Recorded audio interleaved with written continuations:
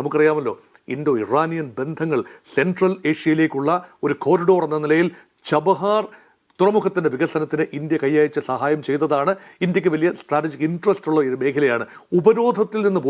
എണ്ണ ഉപരോധത്തിൽ നിന്ന് പോലും ആ മേഖലയെ അമേരിക്ക ആദ്യം വിടുതൽ നൽകിയിരുന്നു. പക്ഷേ ഇപ്പോൾ ഉപരോധം ഉൾപ്പെടെയുള്ള കാര്യം ചബഹാറിനും ബാധകമാണ്.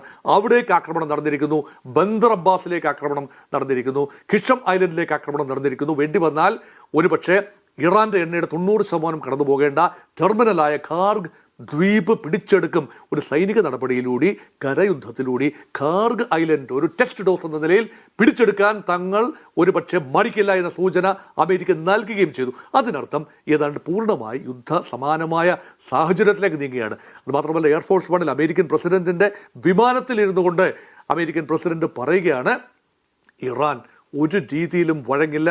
ആ ജനതയെക്കുറിച്ച് തന്നെ സ്കം എന്ന വാക്കാണ് ഉപയോഗിക്കുന്നത്. സ്കം എന്ന് പറഞ്ഞാൽ ഒന്നിനും കൊള്ളാത്തവർ, അല്ലെങ്കിൽ മാലിന്യം എന്ന രീതിയിൽ ഉള്ള പദപ്രയോഗമാണ്. ജനങ്ങളും ഡിസിഷൻ മേക്കേഴ്സും സ്കം എന്ന പ്രയോഗത്തിലൂടെ അമേരിക്കൻ പ്രസിഡന്റ്, അർത്ഥശൂന്യമായ വാക്കുകളാണ്. ഒരു സംസ്കാരം പേർന്ന ജനതയാണ്. അവർ ചെയ്യുന്ന തീരുമാനങ്ങളോട് യോജിക്കാം, അത് രണ്ടാമത്തെ കാര്യം. പക്ഷെ ജനതയെയും ഭരണകൂടത്തെയും അടച്ചാക്ഷേപിക്കുമ്പോൾ യഥാർത്ഥത്തിൽ